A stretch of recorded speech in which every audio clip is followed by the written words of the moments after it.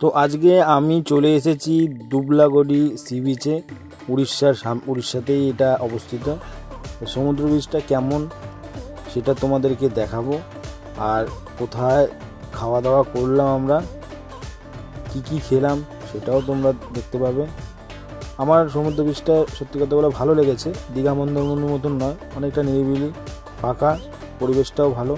কিন্তু রাস্তাটা 14 কিলোমিটার আমি যে জার্নি করেছি গাড়ি নিয়ে, খুবই খারাপ লাগলো আমার। তো চলো ভিডিওটা শেষ পর্যন্ত দেখতে থাকো, সঙ্গে থাকো। ভালো লাগলে অবশ্যই আমার এই ইউটিউব চ্যানেলটাকে সাবস্ক্রাইব করে দিও, ফেসবুক পেজটিকে ফলো করে দিও।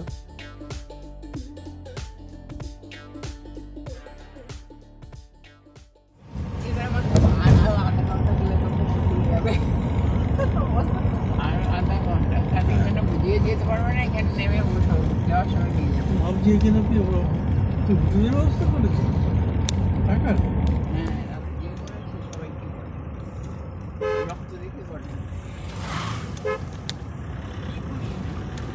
নাচ করিস গুহার মধ্যে ঢুকছি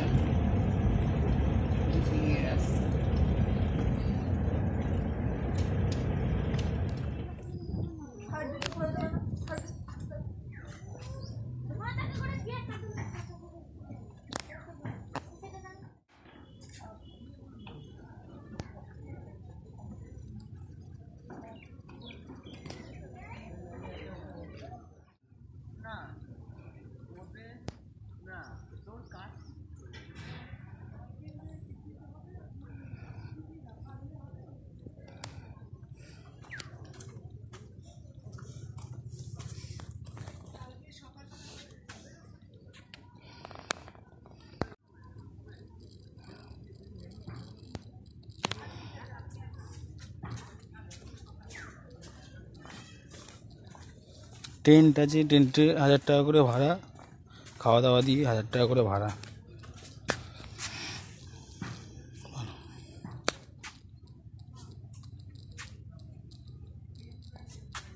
ঘুরিয়ে দেখিয়ে দিই তোমাদেরকে। এখানে আবার বনফায়ার করা হয়। এই বাথরুম, কমন বাথরুম, সবাই মোটামুটি ইউজ করতে পারবে। আর এই হচ্ছে রুম।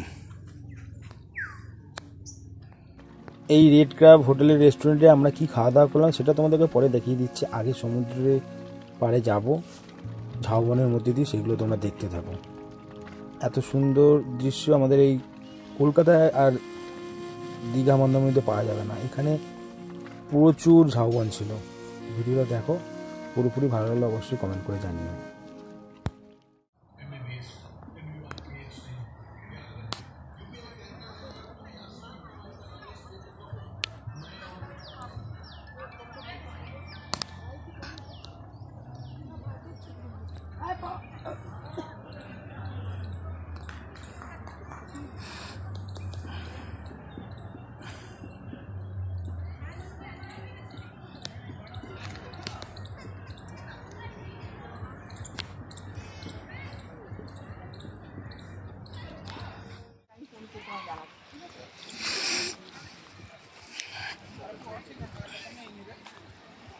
এই চিমু মুদেই দিচ্ছি সিগারেট করে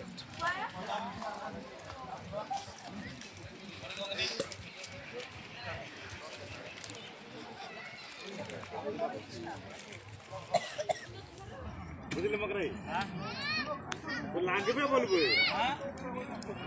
দরকার কইবনি, দরকার কইলে সে বুঝি পারিনি তো লাগবে কি। আরে সে খাইবনি, সে 5 টাকা খাওয়া কলকাতা বড় কথা।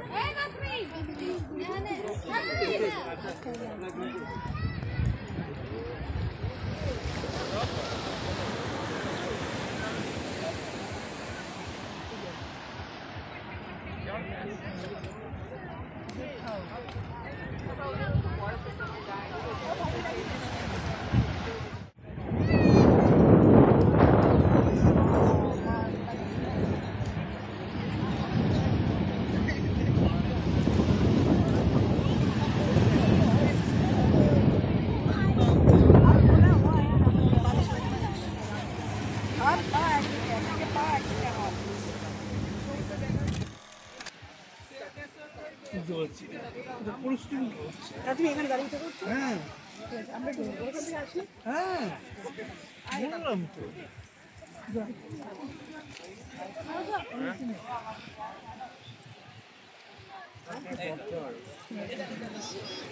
বাড়ির উপর খোঁজ রেখে চলে যাবো।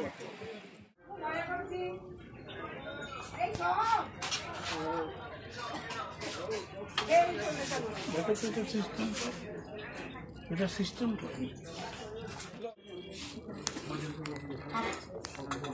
খাবারের কোয়ালিটি সত্যিই ভালো ছিল, মোটামুটি ভালোই ছিল। তো পমপ্লেট মাছটাও কিন্তু একদম ফ্রেশ ছিল, পমপ্লেট ভাজা আমরা খেয়েছি। ডালটাও খুব ভালো ছিল, আলু ভাজাটাও ভালো ছিল, পটলের তরকারিটা একটু নুন কম ছিল, বাট ভালো লেগেছে।